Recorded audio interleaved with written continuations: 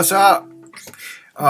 What I'm going over today is more with the Parker Blues. There's a lot we can do with this. So I played a solo that uses one or to two very cliche lines, so what we want to do is we have a lot of in these types of songs and in all jazz songs too. There's 2 5s that are just 2 beats. So turnarounds always have it at the end of the most songs. F, D7, G minor, C7. So there's 2 beats per 2 5.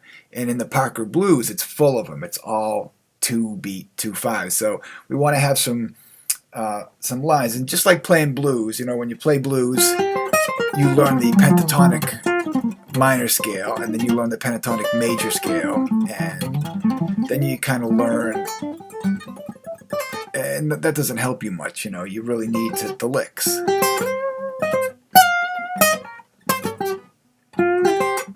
don't want to bend on this thing. Looking at this solo, which I played once through, and I got to use the lines in most of the spots I wanted to. So after the F, our first 2 5s in E minor, 7 flat 5 to A7, and this is we're starting on the 3rd of the E minor 7 flat 5, the G, and walking down to the 3rd of the A. And you could do that for every single, for practice-wise, you could do that with it. And on the D to the G, C to the A, and then on the B flat, you could stick the F minor in there, so it would be F minor to B flat 7. But this 2 5 is a little bit different. We're going 3rd to 3rd, 3rd of the E to 3rd of the A. But then it does a cool lick where we jump up to the flat 9 of A. And the flat 9 of A is a half step above where the 5th of the D. That's where we're going. We're going E minor 7 flat 5, A7 to D. We're going there. So when we have a line like this, let's say that's the line. We're on the flat 9 of A, and we're headed to B, so it's right there. So this is a good time to play one of these bebop. We walk chromatically up to the A, and that takes us to the D. So with the bass,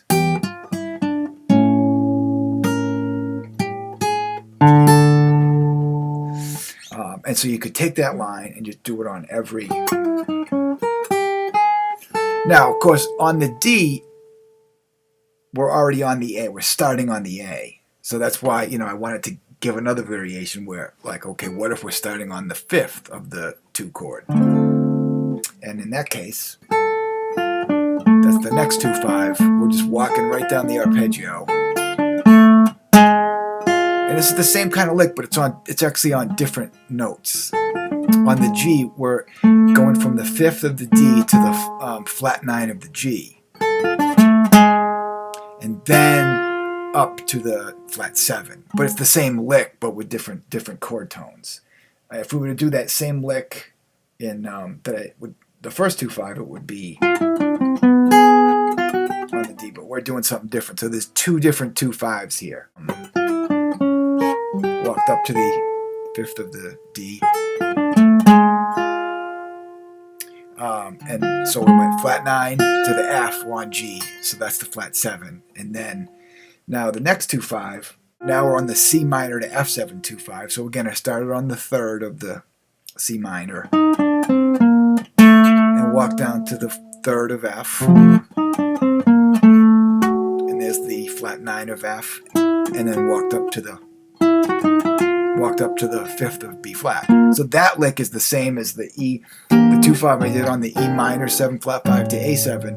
It's the exact same lick, and that takes us to B flat.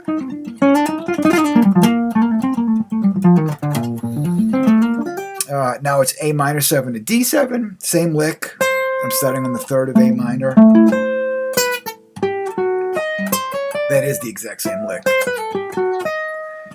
3rd up to the flat 9, and then walk up to the D, which is, we're headed to a G7, so D is the 5th. So that resolves us to the G. So, you know, I'm kind of just playing the same licks. On the G7, now we have a whole measure of G7. Now, you know, you could make this a 2/5. You could put in a D minor to G7 and do one of the licks. In this case, I just broke it up and just played a G7 lick. I ended on D, so I just fell down 1 fret to the flat 9 of C7, which is C sharp, D flat, C sharp. And then went up the diminished arpeggio of the flat 9. Then we're back on F. Okay, now we're back to the E minor to A, 7/2/5. This one we're starting on the root of the E and just going down the arpeggio and then falling into the 3rd of A. Now we're on D minor to G, so we hit the root. And this is another variation. This one's kind of cool. So if you're starting on the root of the 2 chord, you go root, flat 9, and then walk up to the 3rd of the G. And then of course go up, jump up to the flat 9 of G. That's a cliche lick that I'm trying to use a lot here. So we get, and then now we're going with C minor. So it's the same thing again. I'm just D minor, G7 to C minor. Now on the C minor, I'm going down the arpeggio.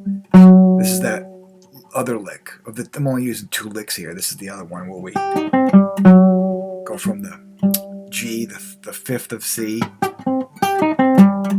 to the F sharp, the flat 9 of F. And then, so right now we're on E flat, we're going to B flat, so we just walk right up to the 3rd of the B flat. Then I just played a B flat 7 arpeggio. And just grab whatever you can with the B flat. And A minor 7 to D7, same lick. Starting on the 5th of the G minor.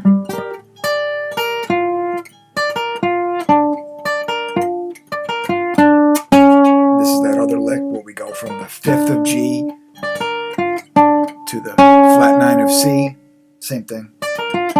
And then up to the flat 7 of C, and walk up to the A, or I could finger it like.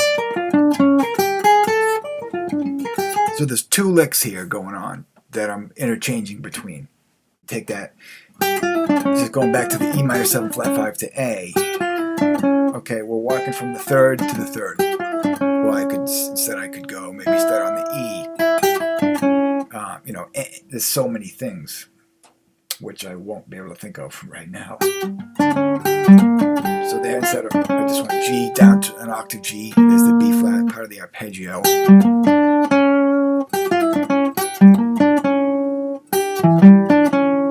Just playing arpeggio notes, but jumping around. Let's think more scale.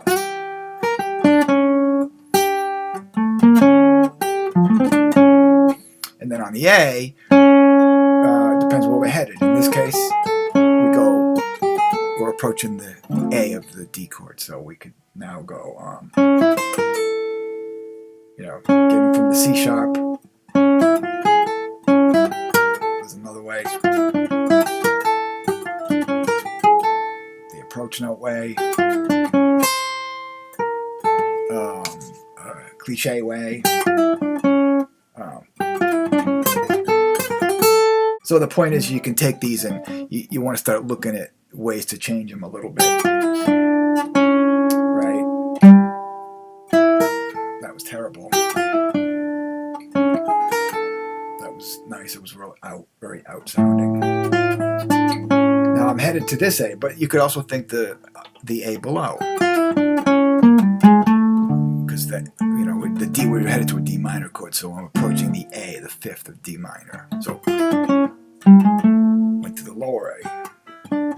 Check this out. I thought that would be more spectacular.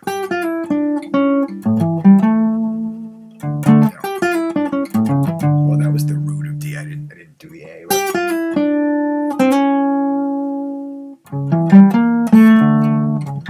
That was nice. The A7 arpeggio. No. Or you can just go down the scale. Or chromatically. There's a chromatic line. Which scale? That's the question. Whole tone. Altered Dom. You know, diminished scale. Harmonic minor. I like that one. That was good. So that's some ways you could take the lick, make variations of them, and then again try and apply it. Then, you know, work on doing it with two changes: E minor 7 to the 5 to the A, and now you're on D. So D to the G, and we get to the C minor, approaching the G and the C minor. And then, so we're taking these cliche licks, so licks you already know, and trying to use them as like a skeleton and fill it up in different ways each time.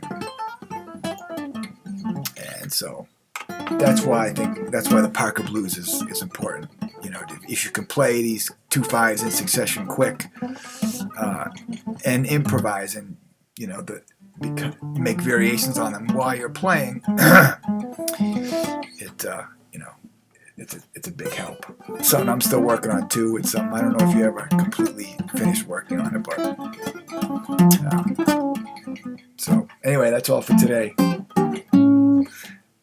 And the song is Confirmation. Technically, I'm playing instead of Blues for Alice, and so that's all. Any questions? Let me know. Otherwise, I'm just gonna play you out with Eruption.